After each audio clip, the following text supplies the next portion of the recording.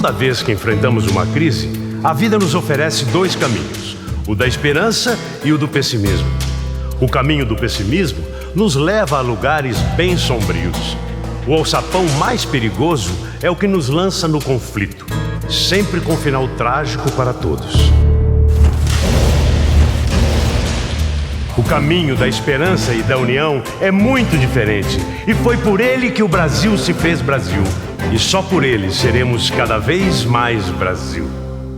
Durante 6 anos, os governos do PT conseguiram retardar a chegada da crise econômica no Brasil. Hoje, o país vive problemas passageiros na economia. E tem gente se aproveitando disso para tentar criar uma crise política. Uma crise política poderia trazer efeitos bem piores do que uma crise econômica. Hoje, há uma pessoa capaz de evitar uma grave crise política no Brasil. Você. Não se deixe enganar pelos que só pensam em si mesmos. Tem gente dizendo que só existe crise no Brasil, mas as manchetes provam que há crise em toda parte. Os que tentam restringir a crise ao Brasil querem mesmo enfraquecer o governo e tumultuar a política. Uma coisa é cobrar e criticar o governo. Outra, bem diferente, é tentar desestabilizar um governo eleito democraticamente.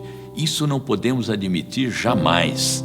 Aos que não se conformam com a derrota nas urnas, só pedimos uma coisa: juízo, pois o povo saberá defender a grande conquista de todos os brasileiros, a nossa nova e vibrante democracia. É fácil hoje dizer que o governo errou, que fez isso e não fez aquilo. É bom então a gente lembrar algumas coisas. A situação do Brasil hoje é muitíssimo melhor do que a de muitos países que entraram ou estão entrando em crises profundas.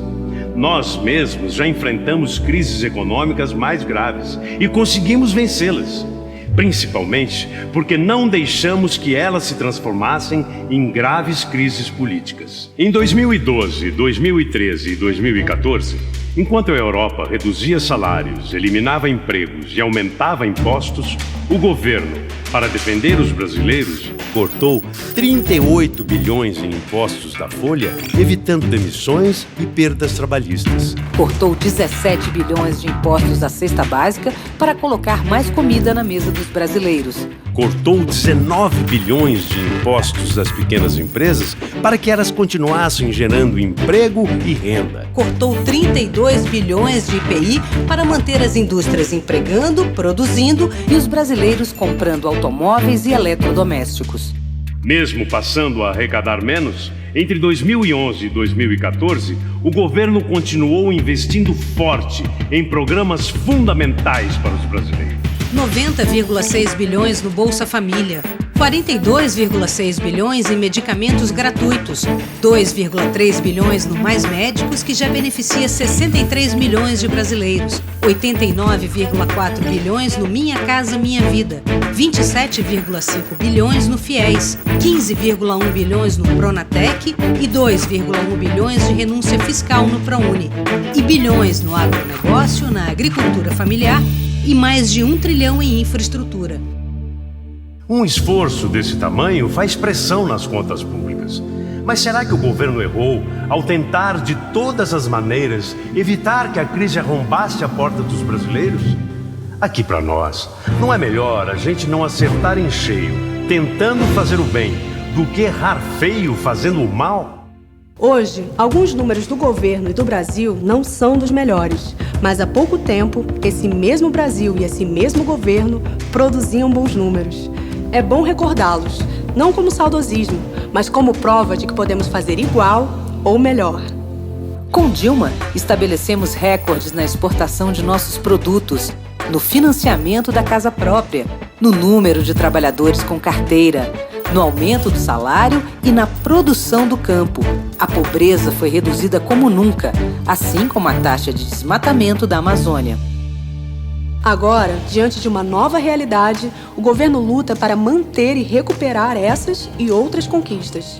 E como não dá mais para fazer isso sozinho, reparte esforços, corta despesas e amplia investimentos sem perder o foco no desenvolvimento econômico e no avanço social. Quer ver exemplos bem recentes? O plano de investimento em logística, Os investimentos recordes no agronegócio e na agricultura familiar.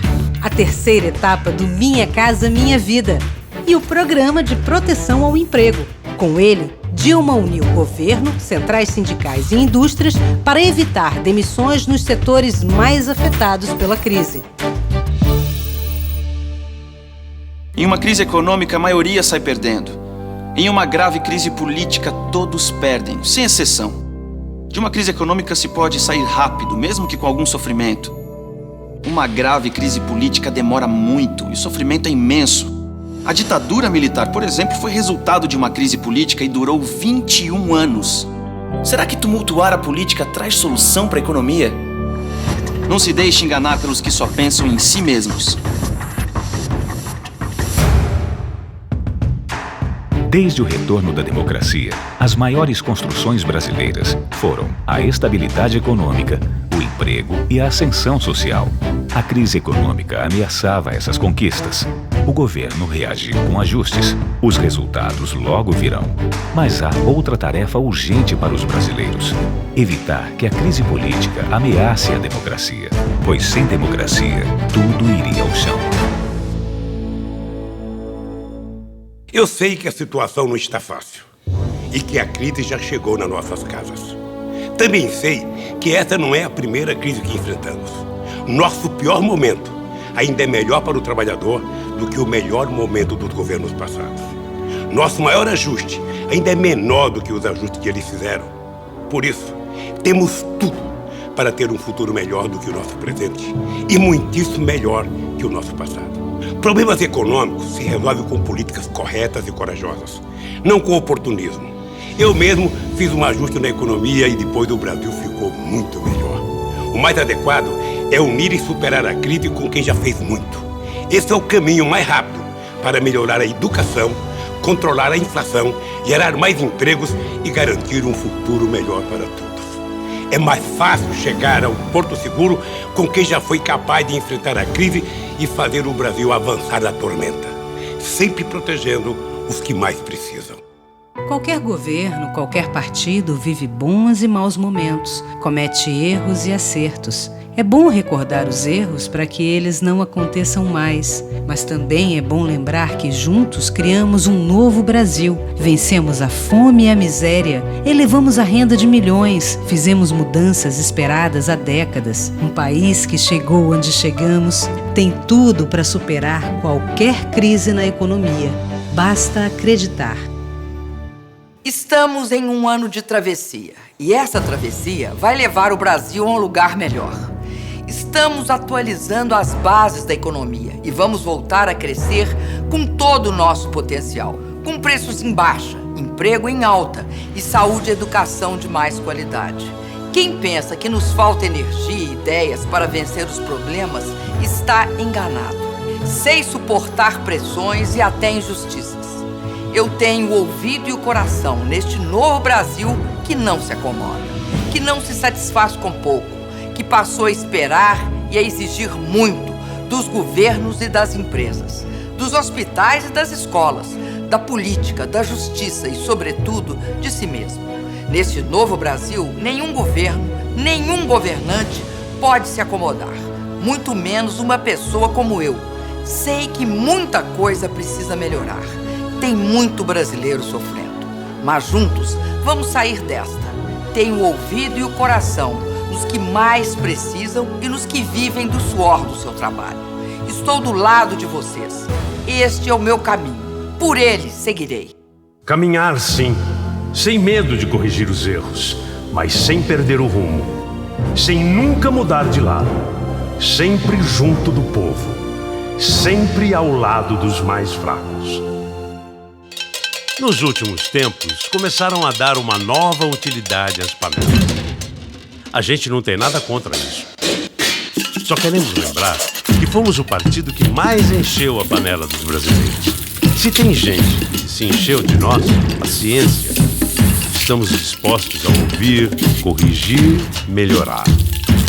Mas com as panelas, vamos continuar fazendo o que a gente mais sabe: enchê-las de comida e de esperança. Esse é o panelaço que gostamos de fazer pelo Brasil.